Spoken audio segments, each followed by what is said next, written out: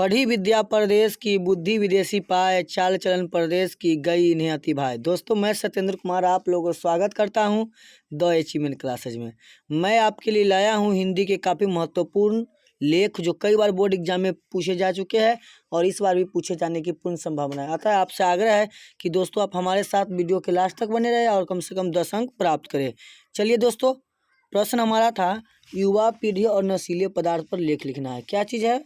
युवा पीढ़ी, अर्थात आज के युवा नशीले पदार्थ का सेवन किस प्रकार कर रहे हैं। सबसे पहले दोस्तों हम ध्यान देंगे कि किसी भी लेख को लिखने के लिए 3-4 बिंदु पर मुख्य रूप से ध्यान देना पड़ता है। वह पहला बिंदु है भूमिका, अर्थात भूमिका क्या हम लिख क्या रहे हैं। पुराने समय से ही नशीले पदार्थों का उपयोग किया जा रहा है। पुराने समय में देवता लोग इसे सोम रस पिया करते थे। पुराने समय में देवता लोग क्या पिया करते थे? सोम रस पिया करते थे। लेकिन आज की युवा पीढ़ी यह समझने के लिए तैयार नहीं है कि वह शक्तिवर्धक तथा सोमरस, जो देवता लोग जो सोमरस पिया करते थे पुराने समय में, वह क्या थे? शक्तिवर्धक था। और वह कई प्रकार के जड़ी बूटियों के शक्तिवर्धक था तथा सोमरस अनेक प्रकार के औषधि और जड़ी बूटियों की सहायता से तैयार किया जाता था। अर्थात पुराने समय में नशीले पदार्थ का उपयोग देवता लोग किया करते थे, सोमरस पिया करते थे, जो सोमरस। लेकिन इस बात को आज की युवा समझने के लिए तैयार नहीं है। वह सोमरस जो पुराने समय में देवता प्रयोग में लाते थे वह जड़ी बूटियों से बना करता था, जिसमें शक्तिवर्धक कई प्रकार की औषधियाँ मिलाई जाती थी जो नशा प्रदान भी करती थी। परंतु आज की इस युवा पीढ़ी इस नशीले पदार्थ के इस प्रकार सेवन करने लगे हैं कि उसकी ज़िंदगी अंधकार की ओर होती जा रही है। अर्थात अभी के युवा लोग इसे इस प्रकार उपयोग में ला रहे हैं कि उसकी ज़िंदगी अंधकार की ओर होता गया है। इसके साथ ही देश का भविष्य भी अंधकार की ओर तेजी से अग्रसर हो रही है। अर्थात युवा लोग अगर नशा करेगा तो देश भी क्या हो जाएगा? आगे विकसित नहीं हो पाएगा। यदि इसे समय रहते न रोका गया तो युवा दिशाहीन और दुर्बल हो जाएगा। अर्थात समय रहते हुए नशीले पदार्थों को न रोका जाए तो देश और युवा दोनों क्या हो जाएंगे? दुर्बल और दिशाहीन हो जाएंगे। नंबर 2 टॉपिक में हम बनाएंगे दोस्तों युवाओं पर नशीले पदार्थों का दुष्ट प्रभाव, अर्थात युवाओं पर नशीले पदार्थों का दुष्ट प्रभाव किस प्रकार पड़ रहा है। युवाओं को नशे के कारण कई प्रकार की बहाना होनी चाहिए। अर्थात युवा नशा कोई बहाने के साथ करता है। कोई गम भुलाने के लिए पी रहा है तो कोई पीने के लिए मजबूर हो गया है। अर्थात नशे युवा कोई गम भुलाने के लिए कर रहे हैं अर्थात, और कोई मजबूर होकर नशा करने के लिए क्या हो गए हैं? मजबूर है। यह पीढ़ी प्रकृति से दूर होती जा रही है। यह युवा पीढ़ी प्रकृति से काफ़ी दूर होती जा रही है। यह चिंता चिता से बढ़कर होती है। चिंता जो होती है उसकी क्या चीज़ से बढ़कर होती है? तो चिता से बढ़कर होती है। उसे यह समझ में नहीं आ रहा है कि संगति से ही लोग अपने जीवन को बर्बाद करते हैं।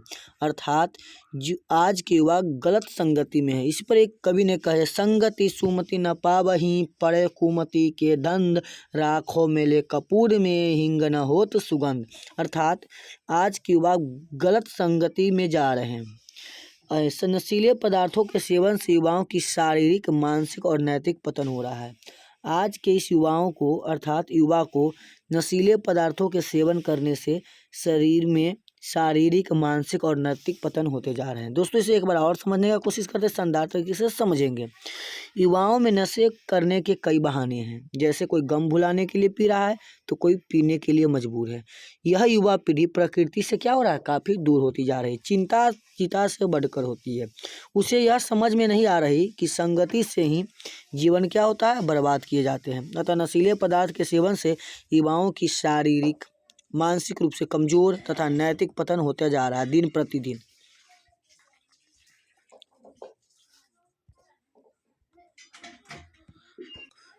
दोस्तों, अगला प्रकार हमारा टॉपिक है नशे के प्रकार।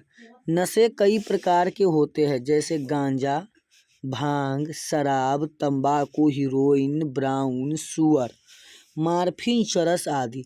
इन पदार्थों के सेवन दिन प्रतिदिन बढ़ते जा रहे हैं। नशे के कई प्रकार हैं, जैसे में गांजा है, भांग है, तंबाकू है, हीरोइन है, शुगर है, मार्फिन है, चरस है। इन सब पदार्थों का सेवन दिन प्रतिदिन बढ़ते जा रहा है। देश में भी उगाए जाते हैं और विदेश से भी लाए जाते हैं तथा विदेश से भी लाया जाता है। इसे युवा सेवन कर अपने जीवन को अंधकार की ओर लेते जा रहे हैं। नशे के कई प्रकार हैं, लोग कई प्रकार के नशे करते हैं जो देश में उगाए जाते हैं तथा कुछ नशे की सामग्री विदेश से भी लाई जाती है। चलिए दोस्तों, अगला टॉपिक हमारा है सामाजिक बुराई। आज नशीले पदार्थों के सेवन स्कूली छात्र छात्राओं और युवा खुलकर करने लगे हैं। सरकार को लाइसेंसी दुकानों के द्वारा अच्छी खासी इनकम होती रही है।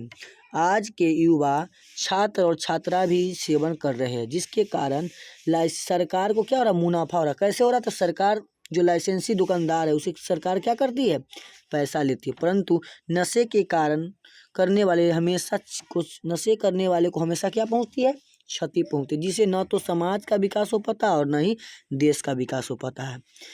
नशे करने वाले समाज का न विकास कर पाता है और न ही देश का विकास कर पाता है। आज दिन प्रतिदिन युवा वर्ग बुरे कार्य को अंजाम देते रहे हैं। आज जिसके नशे के कारण समाज में कई प्रकार के बुरे कार्य किए जा रहे हैं, जैसे लूट, बलात्कार, दुष्कर्म और कई प्रकार के घिनौने काम किए जा रहे हैं। नशे से सामाजिक बुराई कई प्रकार से है, जैसे दिन प्रतिदिन डाक हो रहा है, चोरी चमारी, लूट, बलात्कार, दुष्कर्म और कई घिनौने काम किए जाते हैं दोस्तों। अतः आग्रह है कि नशे काफ़ी खतरनाक चीज़ है। चलिए दोस्तों, अगला उपसंहार। अतः आज युवाओं को नैतिक शिक्षा देने की आवश्यकता है, अर्थात युवाओं को नैतिक शिक्षा अर्थात अच्छी शिक्षा देने की आवश्यकता है। अतः विभिन्न प्रकार से ऐसे कार्यक्रम देश में किए जाए जिससे वह स्वास्थ्य एवं मनोरंजन हो सके। वैसे कार्यक्रम को बढ़ावा दे जिससे स्वास्थ्य और मनोरंजन हो सके। उन युवाओं को साथ प्यार और व्यवहार से पेश आए।